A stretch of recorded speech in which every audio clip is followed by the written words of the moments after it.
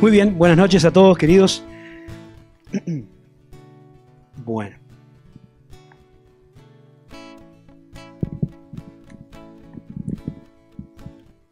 Yo voy a poner esto acá. Porque como no me muevo mucho, y aparte me gusta tener las manos libres, no sé para qué, pero... ¿Se escucha bien? Bueno, muy bien. Para arrancar, le voy a pedir la ayuda a los jóvenes de mi edad a una cuestión de memoria. Puede ser una pequeña variación de edad, creo que también se van a acordar. Vamos a poner una imagen y a ver si alguien me puede decir quién es el personaje. Ahora va a aparecer mágicamente. ¿Lo conocen? Fido Dido, muy bien.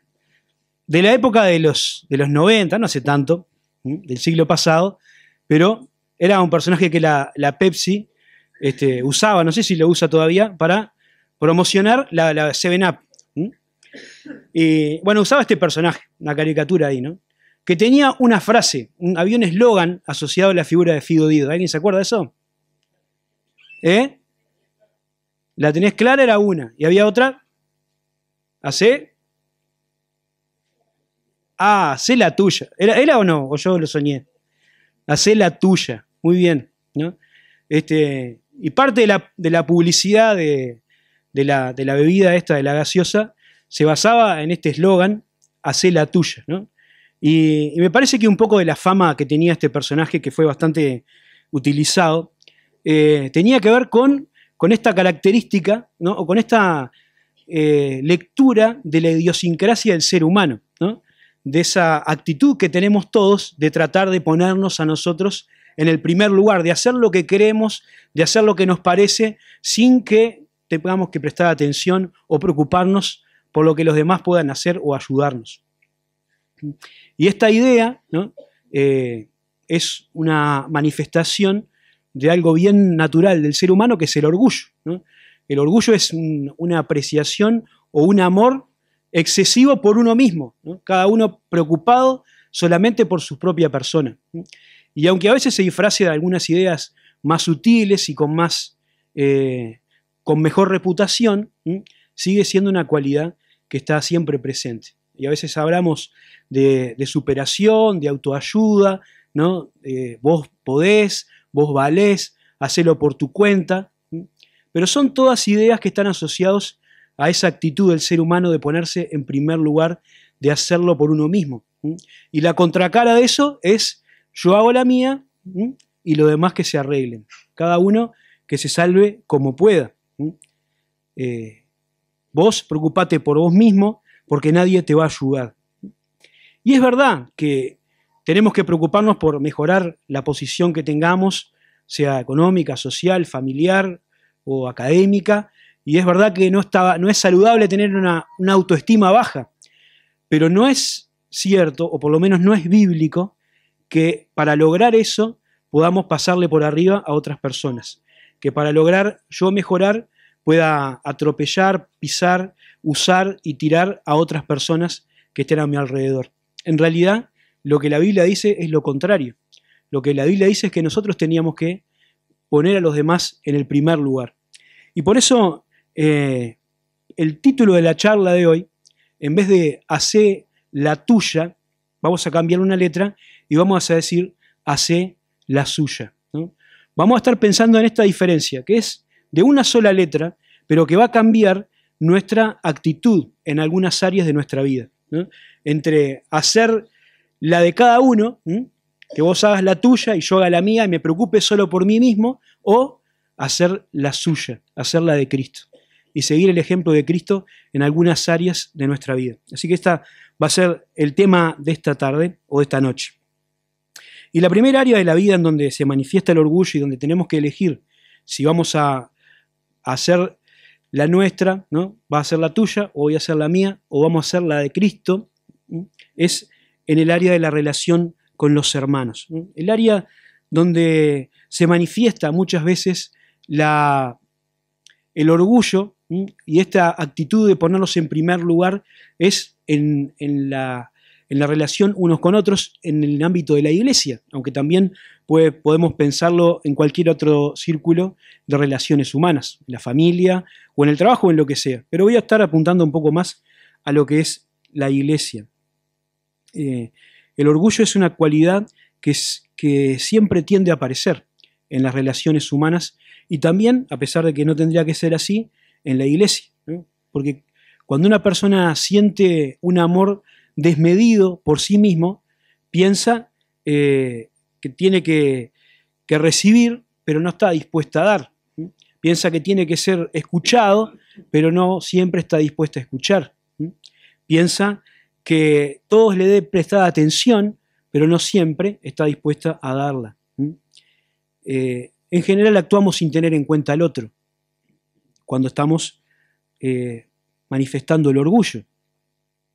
Y si esta actitud pasa adentro de la iglesia, entonces el ambiente se torna en un lugar donde es difícil que pueda haber un desarrollo a nivel personal y un desarrollo a nivel congregacional. Es decir, el orgullo obstaculiza el crecimiento espiritual de la iglesia y también de cada uno de nosotros, que está relacionado íntimamente.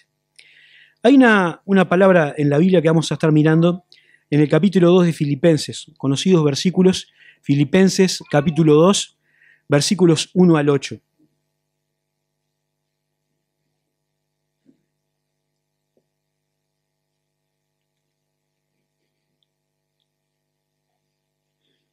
Si tienen ahí la Biblia, sigan la lectura, si no yo lo voy a leer acá, pero está bueno tener el pasaje enfrente.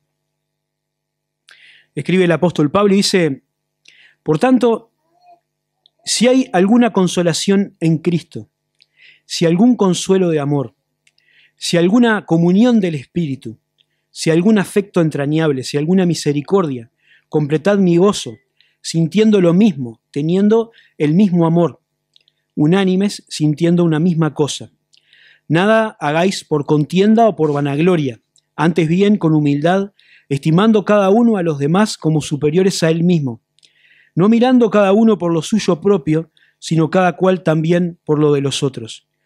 Haya pues en vosotros ese sentir que hubo también en Cristo Jesús, el cual siendo en forma de Dios, no estimó el ser igual a Dios como cosa a que aferrarse, sino que se despojó a sí mismo, tomando forma de siervo, hecho semejante a los hombres, y estando en la condición de hombre, se humilló a sí mismo, haciéndose obediente hasta la muerte y muerte de cruz.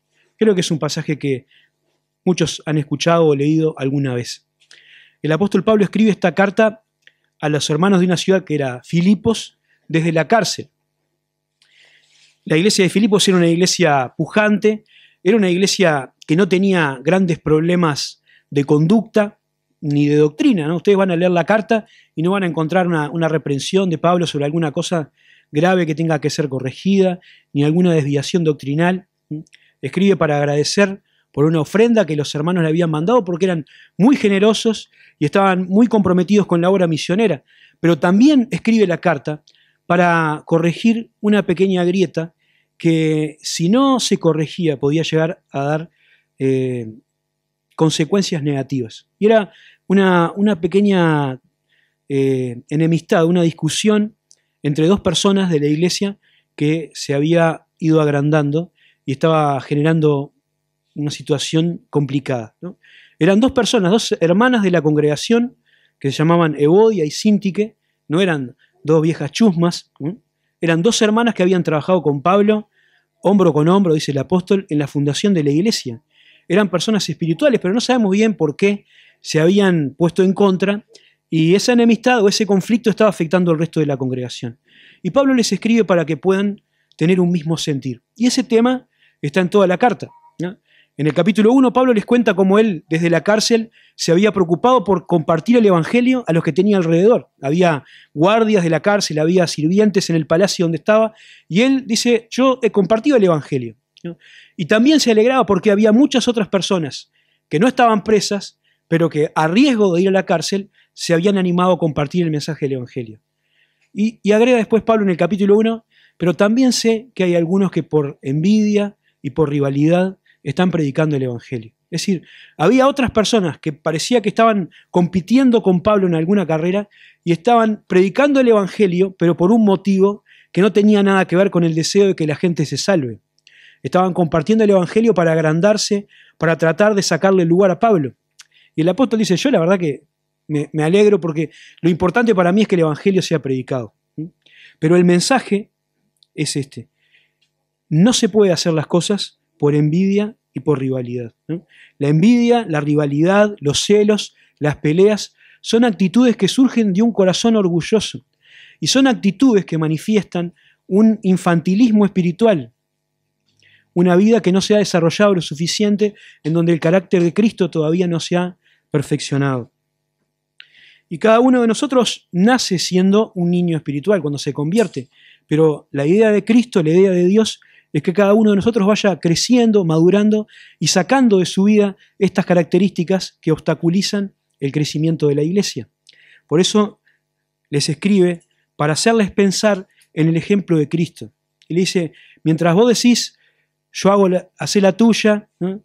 Y cada uno está preocupado por su propio servicio, por tratar de tener más aplausos, ¿no? Más seguidores del Facebook y no sé qué, la gente en la iglesia estaba entrando en conflicto y las personas seguían sin conocer al Señor. Cuando cada uno está preocupado por su propia cosa, ¿no? Por su propio ministerio, por sus propios problemas, por su propia dificultad, no mira al otro, no ayuda al otro, entonces la iglesia se estanca y el testimonio del Evangelio se detiene. Y hay gente que queda sin escuchar el mensaje del Evangelio. Y una letra, como estamos pensando en este título del mensaje, una letra puede hacer la diferencia, ¿no?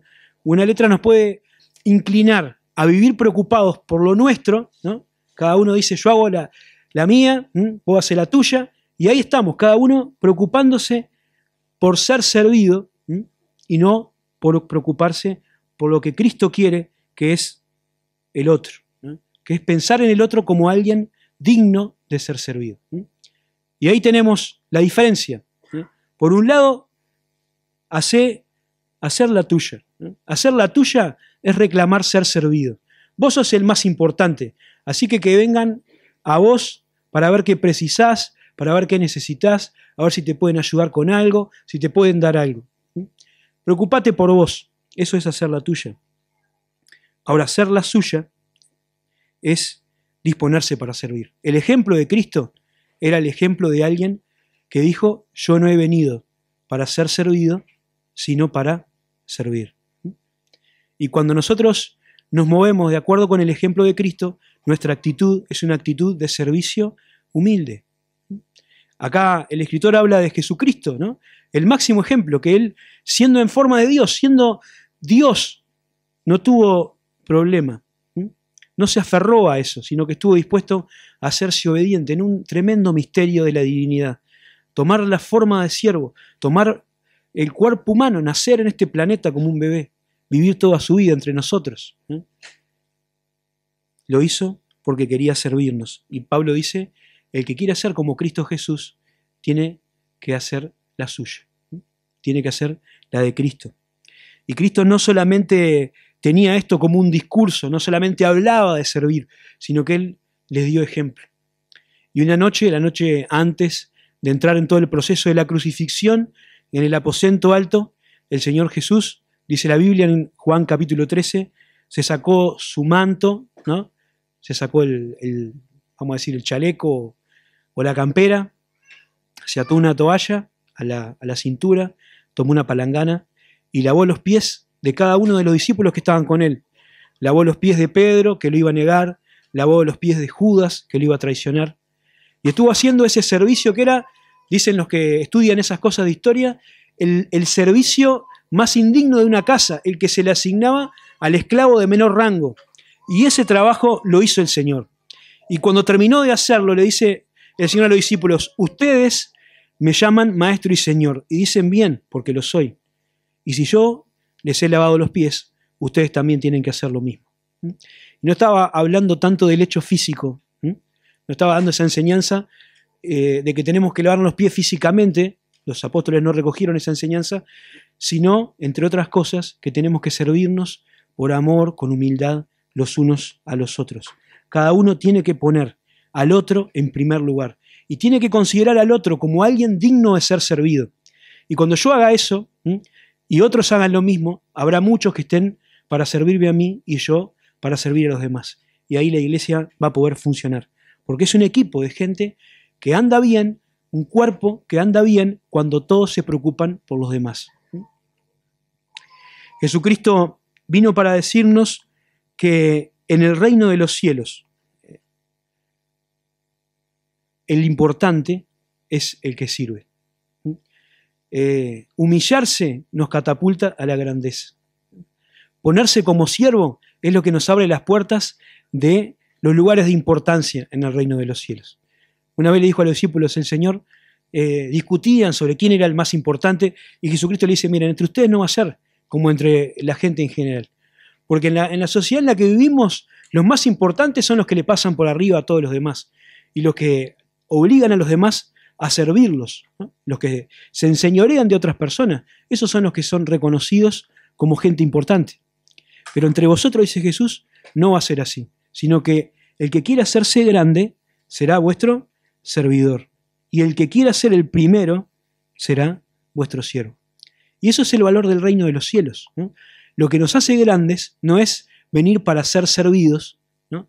Lo que nos hace grandes es disponernos para servir, hacer la suya, hacer la de Cristo Jesús. ¿Y cómo estamos en eso? ¿Cómo estamos actuando cada uno de nosotros? En la iglesia, en casa. ¿Estamos dispuestos a servir por amor, a humillarnos para que el otro pueda tener sus necesidades satisfechas? ¿O somos los que nos ponemos en primer lugar, los que dicen, mírenme a mí, ayúdenme a mí, estoy solo en el centro del universo y todo soy solo yo? Quiera el Señor que podamos pensar en el ejemplo de Jesucristo y estar dispuestos a servirnos por amor unos por otros. Hacer la suya es disponerse para servir. En segundo lugar, hay otra área en donde también se manifiesta el orgullo y donde también es necesario que tengamos en claro qué vamos a hacer, si vamos a optar por madurar o vamos a seguir haciendo cada uno la nuestra. Y es en nuestra respuesta ante la ofensa. Dice Santiago, escribiendo en su carta, que todos ofendemos muchas veces, ¿no? Es interesante esa declaración. Todos ofendemos muchas veces, sean personas grandes o jóvenes, chicos, no importa la edad, no importa el sexo, no importa. Todos somos de ofender. Y como contrapartida de eso, habrá muchos ofendidos. En todo el tiempo y en todo el lugar habrá gente que se sienta ofendida. Gente que haya sentido que su honor que se ha sido herido, que sus sentimientos han sido heridos, que ha sido víctima de un insulto, de una mentira, de una murmuración, de una burla o quizás de una agresión ya un poco más importante. Y cada uno de nosotros, frente a esa ofensa, va a sentir que es víctima de una injusticia. El que es ofendido siente que se hizo algo con él o se le dijo algo que no merecía.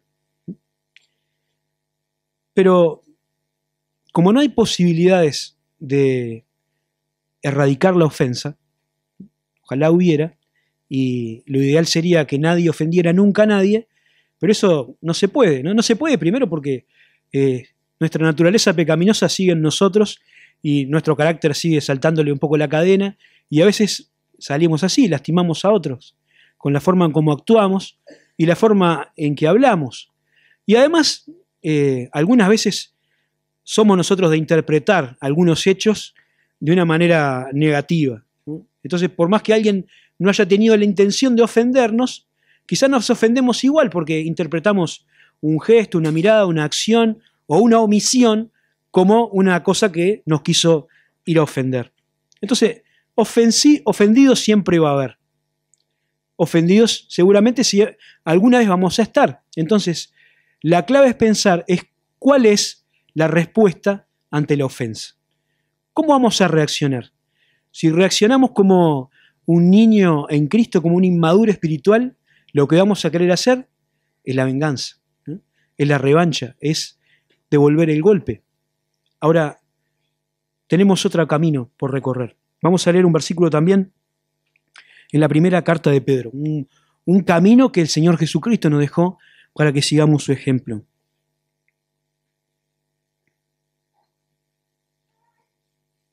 Primera Pedro, capítulo 2,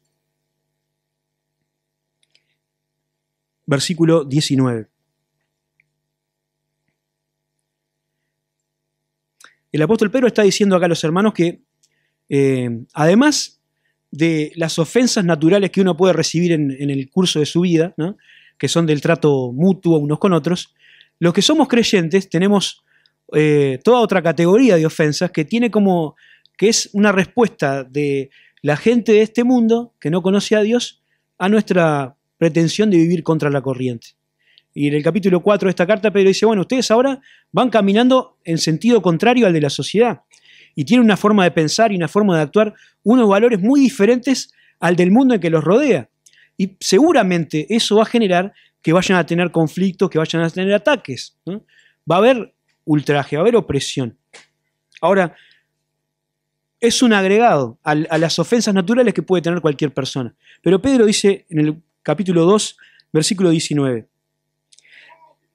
dice, porque esto merece aprobación. Si alguno, a causa de la conciencia delante de Dios, sufre molestias, padeciendo injustamente. Porque qué gloria es si pecando sois abofeteados, y lo soportáis. Es decir, acá Pablo está diciendo, mira, el que se la gana, el que se lía un cachetazo por algo que hizo, bueno, ese que se aguante. Yo estoy hablando de los que sufren injustamente, de los que son ofendidos y realmente se cometió una injusticia.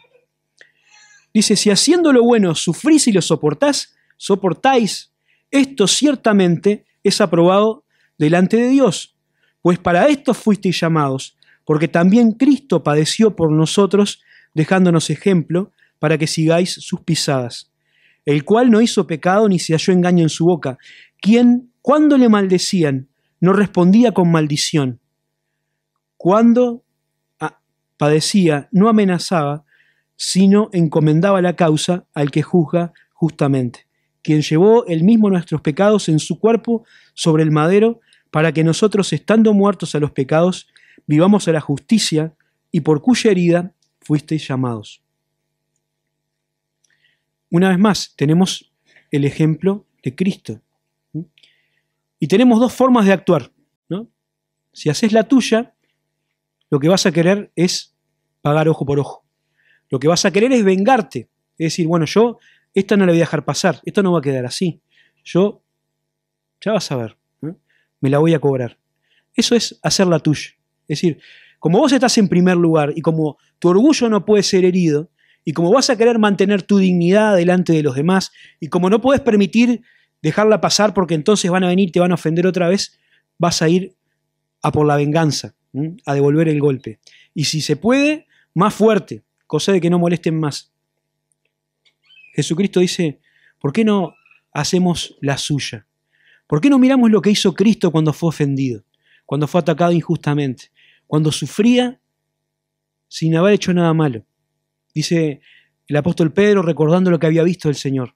Le maldecían y no respondía con maldición.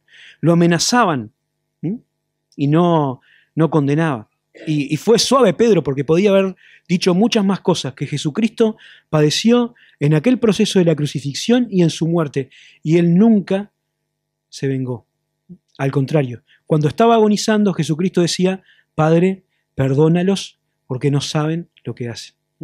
La suya es pagar, ¿no?, panes por palos. En vez de devolver mal por mal, es dar bendición a los que te hacen el mal. Miren, este ojo por ojo, esta ley que se conoce como la ley del talión, estaba en la ley de Moisés. Está escrito en la Biblia.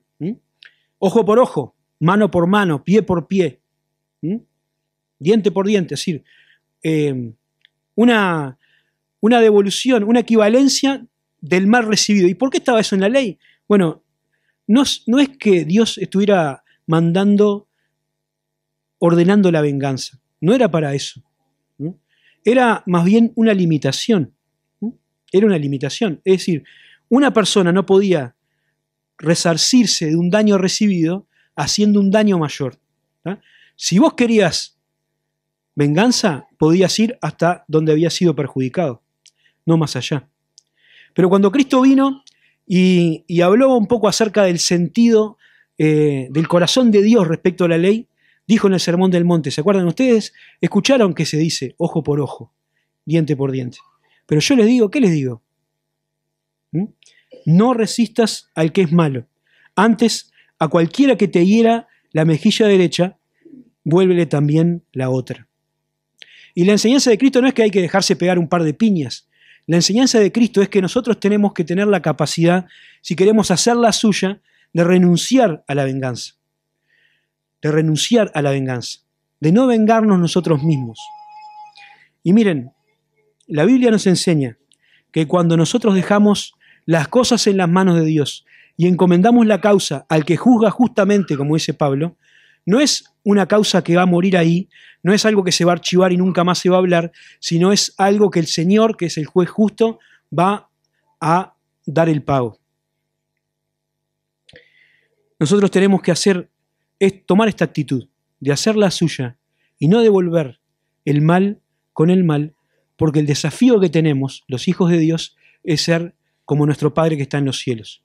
Y en el Sermón del Monte Jesucristo dice, cualquiera puede pagar mal por mal, y cualquiera puede hacerle bien al que le hace bien y saludar al que lo saluda. La grandeza, la semejanza a Dios la vamos a lograr cuando logremos vencer ese criterio de la justicia por mano propia y ser capaces de devolver bien a los que nos hacen mal. Como hace Dios, que hace salir el sol sobre los malos y buenos y hace llover sobre los justos e injustos. Hay una injusticia ahí. Hay personas que están recibiendo algo que no merecen, porque Dios les está mostrando su gracia y su misericordia y nos está desafiando a hacer lo mismo. Que seamos perfectos como nuestro Padre que está en los cielos es perfecto. Claro que alguna vez alguien se va a salir con la de él por el momento, pero nosotros vamos a estar dando gloria a Dios con nuestra manera de actuar. ¿Acaso nosotros recibimos lo que merecemos? ¿Acaso Dios nos trató a nosotros con justicia? Si Dios hubiera aplicado su justicia con nosotros, no estaríamos acá. Dios aplicó su misericordia. Como dice Salmo 103, como está lejos el oriente del occidente, hizo alejar de nosotros nuestras rebeliones. Engrandeció su misericordia sobre cada uno de nosotros. Y el desafío es que hagamos lo mismo. Ahora, en hechos sencillos y prácticos, algunos consejos de la palabra de Dios, rápido, para no extendernos demasiado. La primera cosa, no sea susceptible. ¿Saben lo que es ser susceptible? ¿No? Que todo nos molesta. No te enojes con facilidad. Dice el proverbio, el hombre iracundo promueve contiendas, mas el que tarda en airarse apacigua la rencilla. Proverbios 15:18, perdón. Si enseguida explotamos, bueno, vamos a estar en conflicto, siempre. Siempre algo nos va a molestar. Pero la Biblia nos dice que hay que tardar en airarse. Por tanto, mis amados hermanos, todo hombre sea pronto para oír, tardo para hablar, tardo para airarse, porque la ira del hombre no obra la justicia de Dios. Cuando actuamos calientes, para ser criollitos, no vamos a hacer lo que Dios quiere, seguramente. Otro consejo de la palabra de Dios, no te lo tomes a la tremenda. No es el fin del mundo. Como decían cuando estábamos en la escuela, a palabras necias, oídos sordos. La cordura del hombre detiene su furor y su honra es pasar por alto la ofensa. Y bueno, ladran Sancho, como dicen por ahí. No podemos evitar que la gente diga cosas. Y bueno, siempre vamos a estar ofendidos, no vale la pena. Miren lo que dice el apóstol Pablo en 1 Corintios 6. Se los digo para que no tengan que buscarlo ahora. Dice, por cierto es ya una falta que tengan pleitos entre ustedes. ¿Por qué no sufren más bien el agravio? ¿Por qué no sufren más bien el ser defraudados? Es decir, gente que se estaba peleando dentro de la iglesia, pero nadie se bancaba ninguna y salían a pelearse y se denunciaban en los tribunales de justicia. Y Pablo dice, eso ya de por sí es lamentable. ¿Por qué no se la bancan un poquito? ¿No? ¿Por qué no tienen la madurez suficiente como para dejar pasar alguna. El Señor se va a hacer cargo de cada cosa. Otro consejo, no tomes el lugar de Dios. No tomes el lugar de Dios. Solamente Dios es el juez, ¿no? Y nosotros no podemos usurpar ese lugar. No podemos ser juez y verdugo de nadie. Dice el apóstol Pablo escribiendo a los tesalonicenses, mirad que ninguno agravie ni engañe en nada a su hermano, porque el Señor es vengador de todo eso, como ya lo hemos dicho y testificado. Así que, lo que le decía hace un rato, las causas que nosotros ponemos en las manos del Señor no es que van a quedar por ahí, ¿no? El Señor se va a hacer cargo, pero Él va a ser justo, ¿no? La ira del hombre no obra la justicia de Dios, pero Dios sí va a obrar a su tiempo y va a dar a cada uno lo que le corresponde. No te impacientes, dice en Salmo 37, no te impacientes a causa de los malignos, ni tengas envidia de los que hacen iniquidad. El mundo está lleno de maldad, y hay gente que hace las cosas mal y les va bien, pero no te impacientes, encomienda a Jehová tu camino, confía en Él y Él hará. Y Él exigirá tu justicia como la luz y tu derecho como el mediodía. Va a ser Dios. Y la última cosa es que amemos sin condiciones. Que no sean los demás los que determinen cómo yo voy a reaccionar. Cuando yo devuelvo mal por mal o bien por bien, en realidad lo que están diciendo cómo yo voy a reaccionar son los otros. Y la Biblia me dice, vos tenés que reaccionar por el amor de Cristo que fue derramado en tu corazón. Tenés que reaccionar como Dios te manda, tenés que reaccionar como Cristo reaccionaría, porque eso va a ser la suya. Así que dice Pablo, no paguéis a nadie mal por mal, procurad lo bueno delante de todos los hombres. Así que, dice un poco más adelante, si tu enemigo tuviere hambre, dale de comer. Si tuviere sed, dale de beber, pues haciendo esto, ascua de fuego amontonará sobre su cabeza. Esto da en Romanos 12. Si querés hacer la tuya, bueno, reservate el derecho de la venganza. Y cuando tengas oportunidad, devolver el golpe. Y vas a seguir siempre en una espiral de conflicto y de violencia, afectando no solamente a los que están a tu alrededor, sino a toda la iglesia, a la familia, a todo. Tu orgullo capaz que va a estar resguardado y nadie se va a meter contigo, pero no vas a poder desarrollar tu carácter, no vas a poder ser como Cristo, no vas a poder dar gloria al nombre de Dios. Si querés hacer eso, hacé la suya. Y en vez de pagar ojo por ojo, devolvé bien en vez de mal. Perdoná, pasá por alto la ofensa. Bancátela, como decía Pablo, ahí en Corintios. No seas vencido de lo malo, sino vence con el bien el mal. ¿Querés cambiar la conducta del otro? Vengándote no lo vas a lograr. Si querés cambiar la conducta del otro, hacé la suya. Porque eso es lo que va a transformar el corazón del que ofende y va a traer gloria a nuestro Padre que está en el cielo. Por último, una tercera área.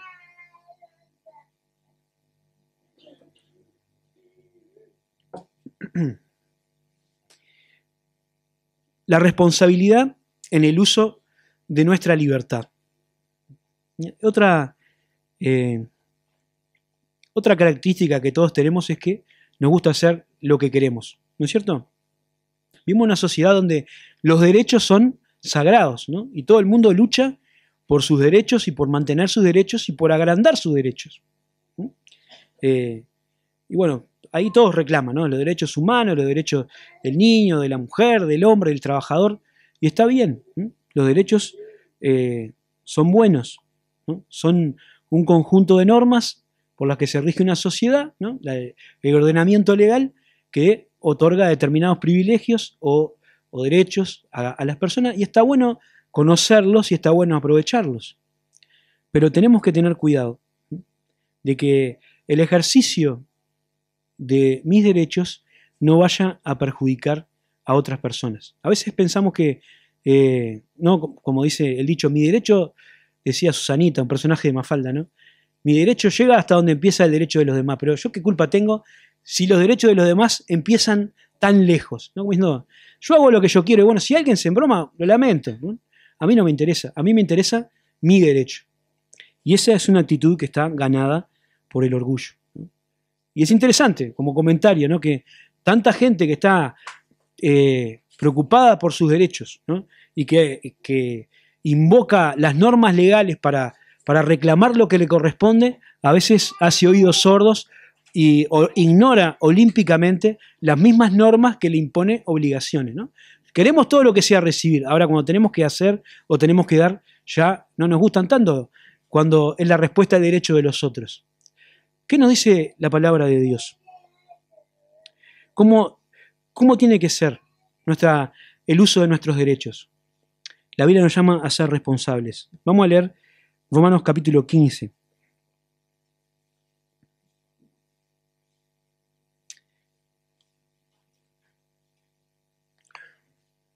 Romanos capítulo 15, versículo 1, dice: así que, hermanos, los que somos fuertes debemos soportar las flaquezas de los débiles y no agradarnos a nosotros mismos.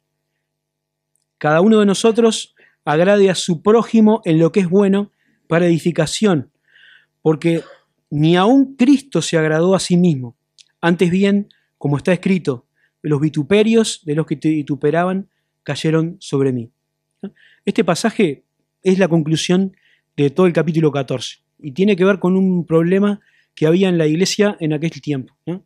Es un pasaje que trata un tema, el mismo tema que 1 Corintios capítulo 8. Es que en la iglesia primitiva había muchos creyentes que habían salido de un contexto del paganismo, ¿no? Personas que en el culto de adoración a los dioses paganos ofrecían sacrificios ahí, en los templos, ¿no? Todo ese ritual, ¿no?, implicaba a veces banquetes e implicaba sacrificios de animales. Y el resultado o el resto de esos animales que se sacrificaban, después se podía vender en la carnicería, ¿no? Y bueno, uno podía comprar de repente algo que había sido o había participado de algún culto pagano en la carnicería. Compraba un kilo de asado y era de un animal que había estado en un sacrificio en un templo pagano.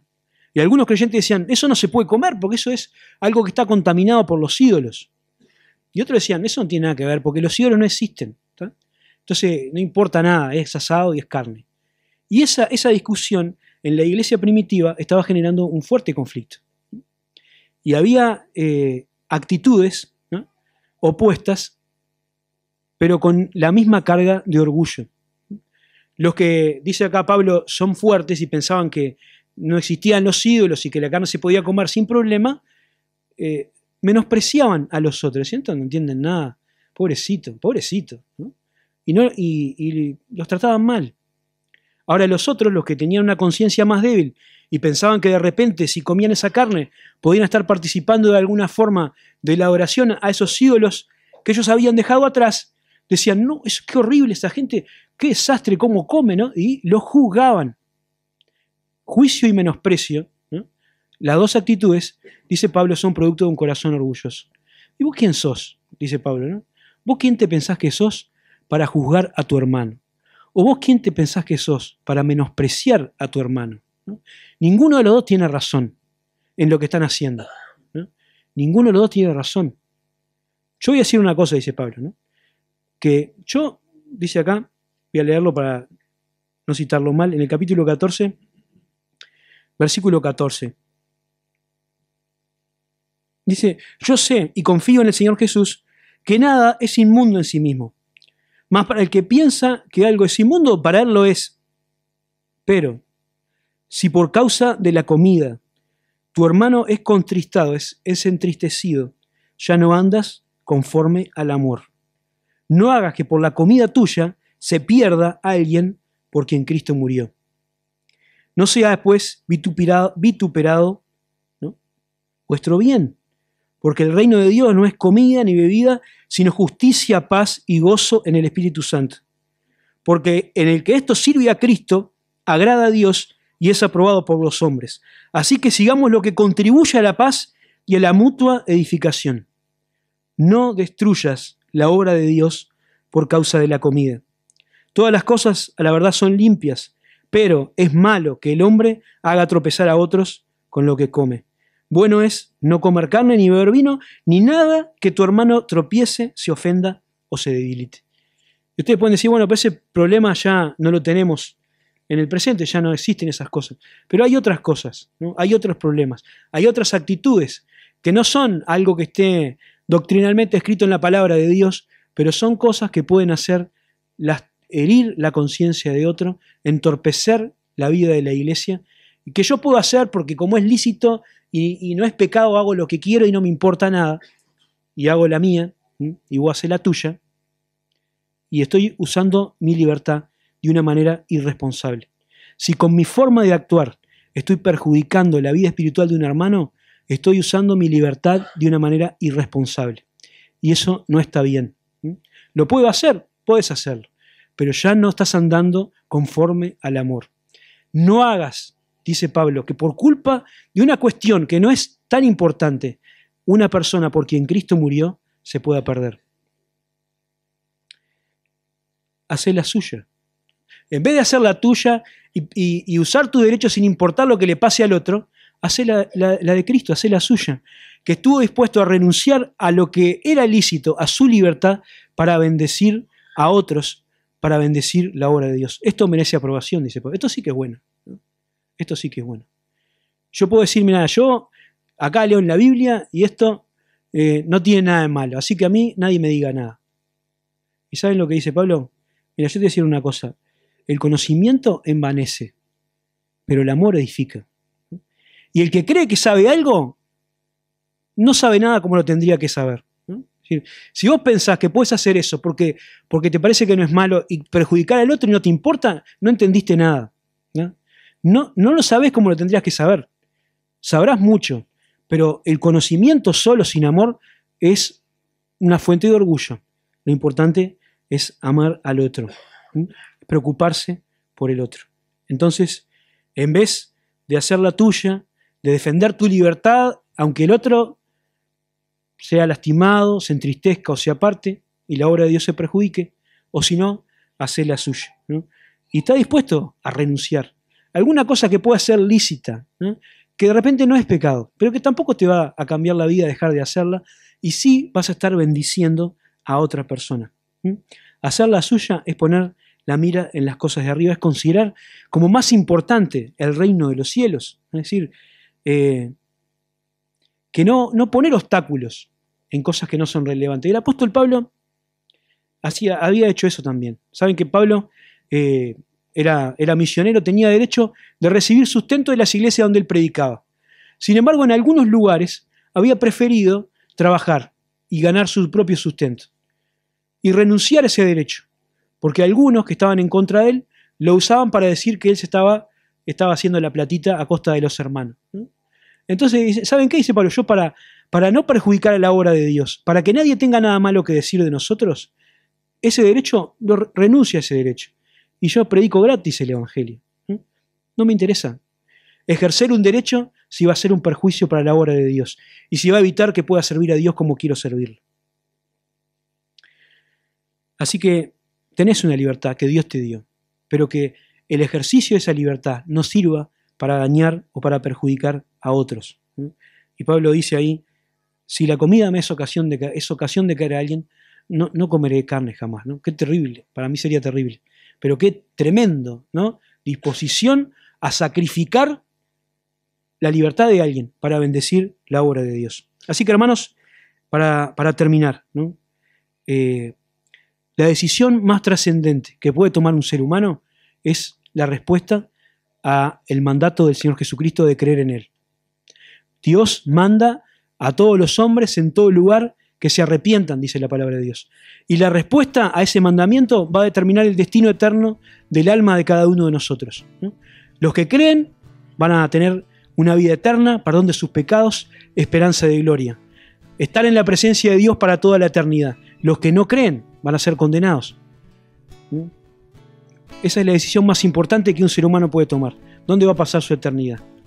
Y si hay alguien acá que todavía no tomó esa decisión, lo tiene que saber, porque el que muere sin Cristo es condenado para siempre, sin vuelta atrás. Pero yo te digo, si ya sos un hijo de Dios, la segunda cosa importante es si vas a optar por madurar. O vas a seguir viviendo toda tu vida siendo un niño en Cristo. Si vas a seguir haciendo la tuya o si vas a empezar a hacer la suya, la de Cristo. Un versículo final. Hacer la suya, es seguir al Señor, es caminar tras Él. En la última imagen ahí está este versículo tomado de Mateo 16. Si alguno quiere venir en pos de mí, niéguese a sí mismo, tome su cruz y sígame. Hacer la suya es disponerte para servir, es pagar bien a los que te hacen mal, es renunciar a tus derechos para bendecir a otros, como hizo Cristo. Qué bendición si cada uno de nosotros pudiéramos caminar tras las pisadas de aquel que nos dejó ejemplo. Que Dios nos bendiga.